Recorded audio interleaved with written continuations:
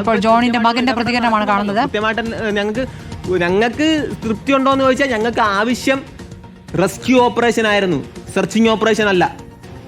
അതിന്റെ ഇനി വരും തലമുറകൾ, ഇനി വരുന്ന കാലഘട്ടത്തിൽ ഇങ്ങനെയുള്ള രീതിയിലുള്ള റെസ്ക്യൂ ഓപ്പറേഷൻ നടക്കണം എന്നുള്ള ആവശ്യം വയ്ക്കുന്നത് ആ വേദനയിൽ നിന്നതുകൊണ്ടാണ്. ആ വേദന ഇനിയൊരു മത്സ്യത്തൊഴിലാളിക്കും വരാൻ പാടില്ല. ഞങ്ങൾ ആഗ്രഹിക്കുന്നതാണ് കടലിൽ പണിക്ക് പോകുമ്പോഴേ അപ്പം കടലിൽ പണിക്ക് പോകുമ്പോൾ അമ്മയും മക്കളും, തീരദേശത്തുള്ള എല്ലാവരുടെ അവസ്ഥയാണ് അമ്മയും മക്കളും വീട്ടിൽ ഭീതിയോടെയാണ് കഴിയുന്നത്. തിരിച്ചു വരുന്നവരെ, തിരിച്ചു വരുമോ ഇല്ലയെന്ന് പറഞ്ഞ് പ്രാർത്ഥിച്ച് അവർ ഭീതിയോടെയാണ് കഴിയുന്നത്. ആ ഭീതി ഇല്ലാതെ അവർക്ക് ആശ്വാസത്തോടെ വീട്ടിലിരിക്കാൻ പറ്റണം. അതിന് വേണ്ട ആവശ്യങ്ങൾ വേണമെന്ന് പറഞ്ഞത് എവിടെയാണ് കൊണ്ടത്? ഇത് ആരെയാണ് ഞങ്ങൾ ചോദ്യം ചെയ്തത്? ഈ ആവശ്യം പറഞ്ഞത് ആർക്കാണ് കൊണ്ടത്? നിങ്ങൾ ആരെങ്കിലും ആണോ കുറ്റം പറഞ്ഞത്? ഇത് കാലാകാലങ്ങളായിട്ട് സമൂഹത്തോട് കാണിക്കുന്ന അനീതിയെ തുറന്നു പറഞ്ഞത്, സമൂഹത്തോട് കാണിക്കുന്ന ഒരു അവഗണനയെ തുറന്നു പറഞ്ഞത് എവിടെയാണ് നിങ്ങൾക്ക് കൊണ്ടത്? ഞങ്ങളുടെ സമൂഹത്തോട് നിങ്ങൾ കരുതൽ ഉണ്ടായിരുന്നെങ്കിൽ ഉറപ്പായിട്ടും ഓക്കിക്ക് ശേഷം ഇങ്ങോട്ട് ഒരു വലിയൊരു ഡെവലപ്മെന്റ്, ഒരു ടെക്നോളജി ഡെവലപ്മെന്റ് ഉണ്ടാകുമായിരുന്നു. ഇത് പറയുമ്പം കുറച്ചു അവന്മാർ വന്നിട്ട് ഇത് മറ്റേ രാഷ്ട്രീയമല്ലേ നോക്കേണ്ടത്, ഈ രാഷ്ട്രീയമല്ലേ നോക്കേണ്ടത്. ഞങ്ങളുടെ അധികാരികളോടാണ് സംസാരിക്കുന്നത്. ഇത് ആരെങ്കിലും ഒന്ന് ഇടപെട്ട് ഇതിലൊരു തീരുമാനം എടുക്കാനാണ് പറയുന്നത്. അവരെല്ലാവരും അംഗീകരിച്ച ഒരു കാര്യമാണ് കടലിൽ ആക്സിഡന്റ് ഉണ്ടായാൽ അതുമായിട്ട് ബന്ധപ്പെട്ട് കൃത്യമായിട്ടൊരു SOP ഇല്ല എന്നുള്ളത് അവർ അംഗീകരിച്ച കാര്യമാണ്. ജനറൽ SOP ആണ് നമ്മൾ കടലിന് ഉപയോഗിക്കുന്നത്. ജനറൽ ആയിട്ടുള്ള SOP കടലും കരയും വേറെയാണ്. മനസ്സിലാക്കുക. വിവരമില്ലാത്തവർ ഈ വിവരം നിങ്ങൾ ഉൾക്കൊള്ളുക. ഇതാണ് പറയുന്നത്. ദയവ് ചെയ്ത് മനസ്സിലാക്കുക. ഒരു സമുദായത്തിന്റെ അവകാശവും ആവശ്യവുമാണ് ഉന്നയിക്കുന്നത്. നിങ്ങൾ ആരെയും ഞങ്ങൾ ഒന്നും ചെയ്യാൻ വേണ്ടി വന്നില്ല.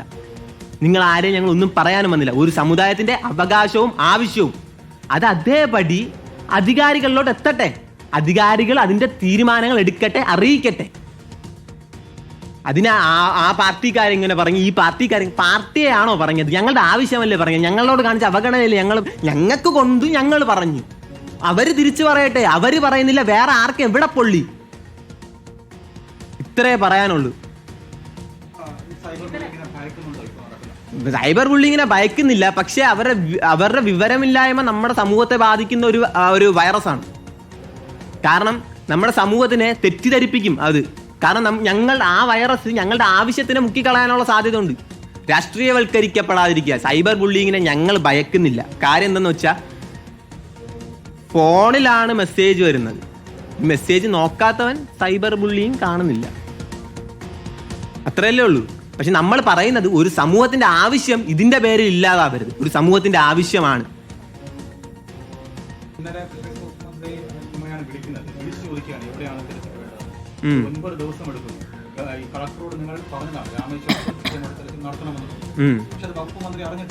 അതെ, അതായത് ഇന്നലെ ഫിഷറീസ് വകുപ്പ് മന്ത്രി വിളിച്ചിട്ടുണ്ടായിരുന്നു. വിളിച്ചതിന്റെ പേരിൽ അങ്ങോട്ട് പറഞ്ഞു രാമേശ്വരത്ത് സെർച്ച് നടത്തണമെന്ന്.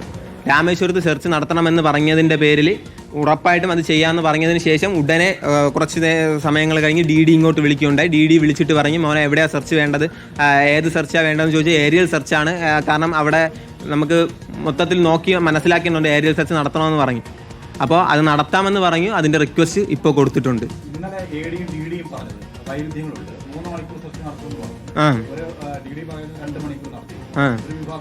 2.5 മണിക്കൂർ നടത്തിയത് അവർ തന്ന മെസ്സേജിലുണ്ടായ മിസ്റ്റേക്കാണ്, പിഴവാണത്. അതായത് ഒരാൾ പറഞ്ഞത് 2 മണിക്കൂർ സെർച്ച് നടത്തിയെന്നും ഒരാൾ പറഞ്ഞത് 2.5 മണിക്കൂർ സെർച്ച് നടത്തിയെന്നാണ്. അതിൻ്റെ മെസ്സേജ് നമ്മുടെ കയ്യിലുണ്ട്. അവർക്ക് പിഴവ് പറ്റിയതായിരിക്കും, അത് നമ്മൾ പറയുന്നു. ഇനി നമ്മൾ ആർക്ക് എതിരെ ഒന്നും പറയാൻ പോകുന്നില്ല. പക്ഷേ ഞങ്ങളുടെ അവകാശങ്ങൾ ഞങ്ങൾ അവസാനം വരെയും ചോദിക്കും.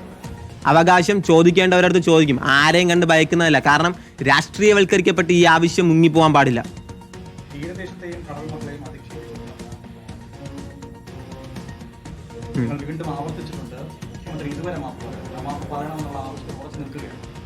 ഒരു സമുദായത്തെ അതിൻ്റെതായ രീതിയിൽ കാണേണ്ടത് അത്യാവശ്യമായ കാര്യമാണ്. ബഹുമാനാർഹമായ രീതിയിൽ കാണേണ്ടത് അതിൻ്റെതായ രീതി അത് അത്യാവശ്യമാണ്.